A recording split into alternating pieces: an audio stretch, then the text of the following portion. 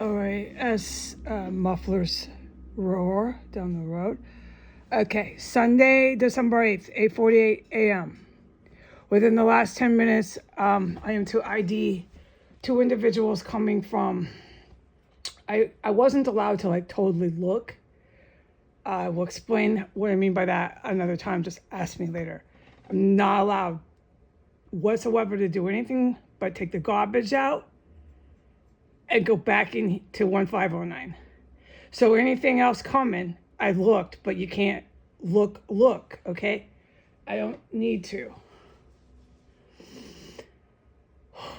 On my way out, in dark navy blue, station wagon Audi sort of car, brand new 2024, pulled very quickly right up into the space in front that was on the street, a parking space in front of 1507, 1505. All right?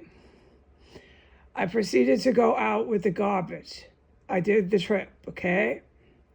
Can't say anything about anything I witnessed out there except this.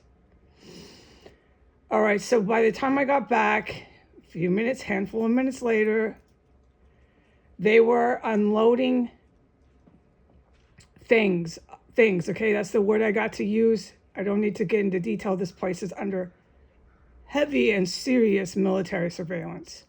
So they were dressed in heavy winter coats. You don't need that.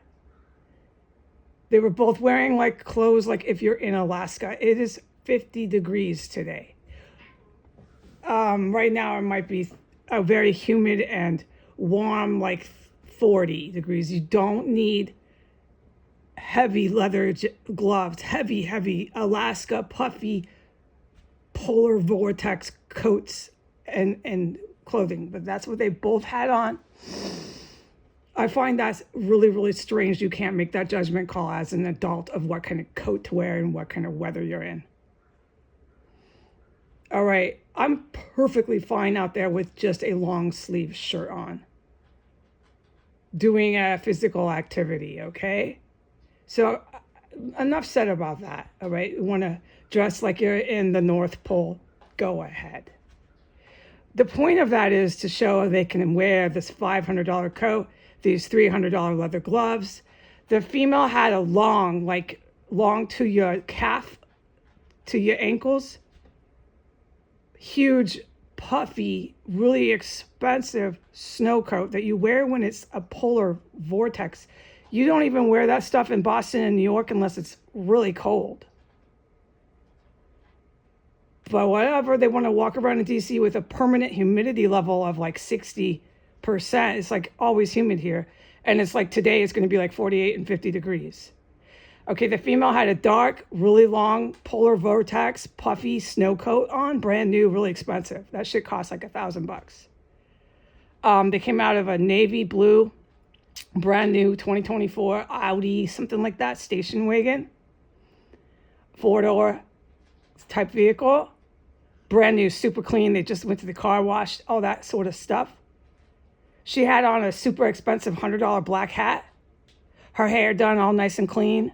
She was either Arabic or very Italian. You get my drift. She had on about a $300 pair of dark jet black round optical sunglasses. She had on a pair of hiking boots that you wear if it's snowy and the snow is melted, and you got to wear that with your long snow coat because it's still freezing, but all the snow is melting. She had a brand new $400 pair of really heavy hiking snow boots on. And black spandex pants with really expensive dark leather gloves. The man was dressed like her, but he didn't have a hat on. He had salt and pepper hair. He was about 60 years old. Salt and pepper regular casual civilian haircut. He was white. He was also wearing sunglasses. Everyone's thinking they're Russian agents around here, wearing dark sunglasses. All right. He was about 5'6", 5'7". No. He's about 5'8", and she's about 5'4", 5'5". Neither of them are fat. They're average height.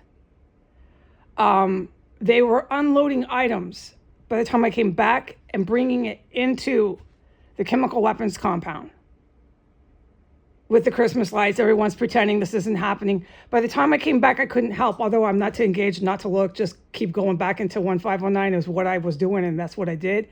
By the time I came back, the female dressed up like she's going to a movie set with the snow's gonna come blowing out of the machine, right? Because there ain't nothing like that around here. I'm perfectly fine in a long sleeve shirt.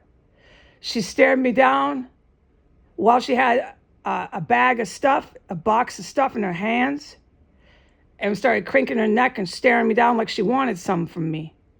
Like she wanted some. She definitely wanted to be talked about, filmed, all of it. She wanted some actual, like, I don't know, tit for tat on the sidewalk. I'm used to that here. She's staring me down, intimidating, bullying me. She was standing by the car, and the man did the same thing. And the man was facing the car. When I come around the corner down the street, he turned around and did the same thing. They're both standing there staring me down, face forward.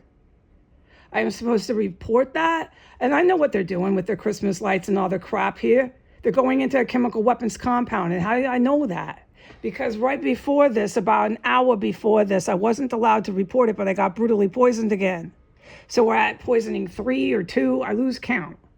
And they're going into one of the houses with all the construction site. And I don't need to tell the special forces all the shit they do on these houses. Nope, I don't. So you guys saw that, and you saw how aggressive they were with me. So they look like these stupid, overdressed yuppie people, but they're damn aggressive here. And I've always said that. And they're damn pissed off at me for not dying from the poison this morning. So she wants some on the sidewalk, huh? Well, don't worry, you stupid bitch.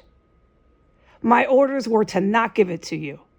It's for the war heroes. As soon as I went back in, he said, they've got this. Report it and stay out of the picture. So I want this lovely, overdressed, rich, elite, white, and Arab couple to know that it ain't coming from me, stupid fools.